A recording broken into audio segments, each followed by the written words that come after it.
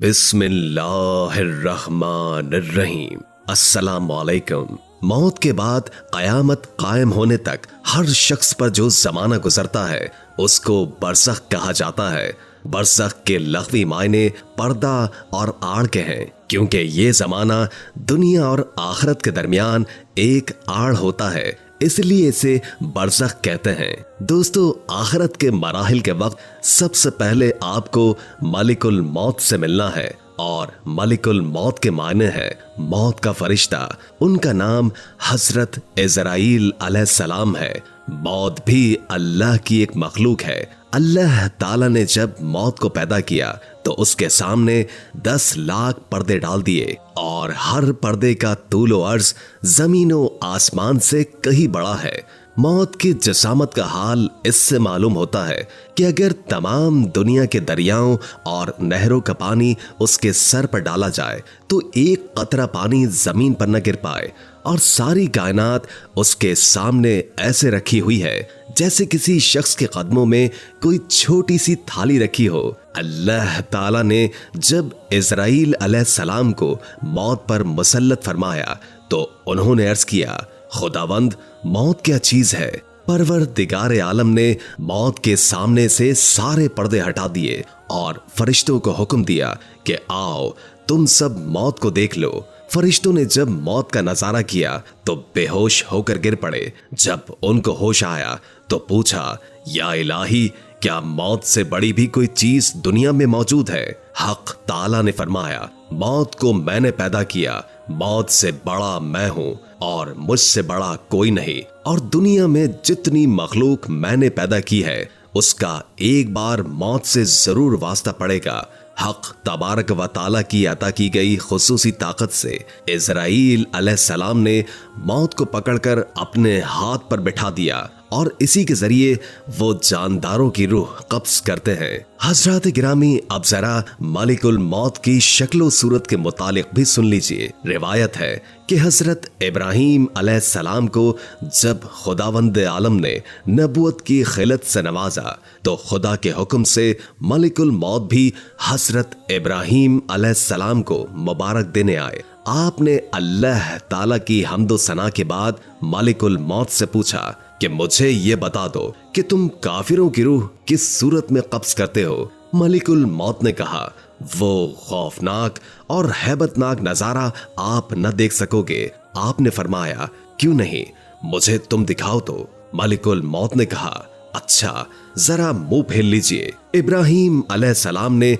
जब मुंह फेर कर उसकी तरफ देखा तो एक स्याह बालों वाला हैबतनाक इतना लंबा आदमी नजर आया जिसका सर आसमान से लगा हुआ मालूम होता था। उसके मुंह से आग के शोले और धूल निकल रहे थे, और जिस्म के सारे मसामात से चिंगारियां फूट रही थी। हजरत इब्राहीम अलैहिस्सलाम ये खौफनाक मंजर देखते ही बेहोश हो गए। थोड़ी देर के बाद जब आपको होश आया तो देखा कि मलिकुल मौत अपनी पहली शक्लो सूरत में बैठे थे। आपने फरमाया कि अगर काफिर को मौत की सख्ती और अजियत पेश ना भी आए तो तुम्हारी ये भयानक और हैबतनाक सूरत ही उसके लिए बड़ा अजाब है, और यही उसको काफी है। इसके बाद हजरत इब्राहीम अलैहिस्सलाम ने फरमाया, अब जरा मोमिन की रूह कब्ज करने का नजारा दिखा। मलिकुल मौत के कहने पर आपने मुंह फेर कर देखा तो सामने निहायत हसी,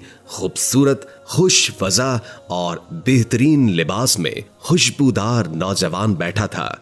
आपने फरमाया कि अगर मोमिन को करामत और बुजुर्गी ना भी हासिल हो तो तुम्हारी हसीनो जमील जाफिजा सूरत ही काफी है, और ये देखते ही रूह इस पर फिदा हो जाए। हजरत इब्राहीम अलैहिस्सलाम ने दरियाफ्त फरमाया कि अगर एक शख्स मशरिक में हो और दूसरा मगरिब में हो तो ये आलम बहुत वसी और कुशादा है। कहीं वबा फैल गई हो और कहीं जंग हो रही हो, ऐसी सूरत में तुम रूह कब्ज करने के फराइज कैसे सरंजाम देते हो? मलिकुल मौत ने जवाब दिया कि जब ऐसे मौके पेश होते हैं तो मैं अल्लाह के हुक्म से अरवाह को बताता हूँ और वो मेरी 2 उंगलियों के दरमियान आकर जमा हो जाती हैं और मेरे रूबरू तमाम जमीन इस तरह सिमट कर आ जाती है जिस तरह किसी आदमी के सामने तश्त रख दी जाए और वो जो चीज चाहे उठा ले और जिसे चाहे छोड़ दे। मुझे रूह कब्ज करने में कोई दुश्वारी और मुश्किल नहीं। रिवायत है कि बाज अंबिया ने मौत से कहा कि लोगों को तू अपने आने से पहले इत्तला क्यों नहीं देती। उसने जवाब दिया कि मेरी आमद से पहले मेरे कासिद मेरा पैगाम पहुंचा देते हैं। हादसात, बुढ़ापा, बालों की सफेदी, बीमारी, बसारत की कमजोरी वगैरह मेरे कासिद ही तो हैं, मगर लोगों को फिर भी होश नहीं आता और वो गफलत के पर्दे में रहते हैं। अब जरा मुलाहिजा कीजिए कि मलिकुल मौत के मावनीन कौन कौन हैं। रबी बिन अनस रज़ी अल्लाह ताला अन्हु से किसी शख्स ने पूछा कि क्या मलिकुल मौत तन्हा रूह कब्ज कर लेता है। उन्होंने जवाब दिया कि मलिकुल मौत के बहुत से फरिश्ते मुआविन और मददगार हैं जिनको अल्लाह ने मुकर्रर कर रखा है और वो इस काम को अंजाम देते हैं। और मलिकुल मौत उन तमाम फरिश्तों के अफसर हैं जिनकी तेज रफ्तारी का ये आलम है कि उनका एक कदम मशरिक में पड़ता है और दूसरा कदम मगरिब में। मलिकुल मौत के साथ रहमत और अजाब के फरिश्ते रहते हैं। नेकों की रूह कब्ज करके रहमत के फरिश्तों के हवाले कर दी जाती है। हजरत अनस से रिवायत है कि सरवरे कायनात हुजूर सल्लल्लाहु अलैहि वसल्लम ने फरमाया कि मौत के वक्त फरिश्ते मैयत को चारों तरफ से घेरे और जकड़े रहते हैं। अगर वो ऐसा न करते तो मरने वाले मौत की सख्ती और शिद्दत तकलीफ से जंगलों में भागे भागे फिरते और नेक बंदों की मैयत पर फरिश्ते दुआ और इस्तगफार करते रहते हैं जब तक उसके मुतालिकीन तजहीज़ो तकफीन से फारिग नहीं हो जाते। इस तरह मलिकुल मौत के साथ बहुत से फरिश्ते रहते हैं।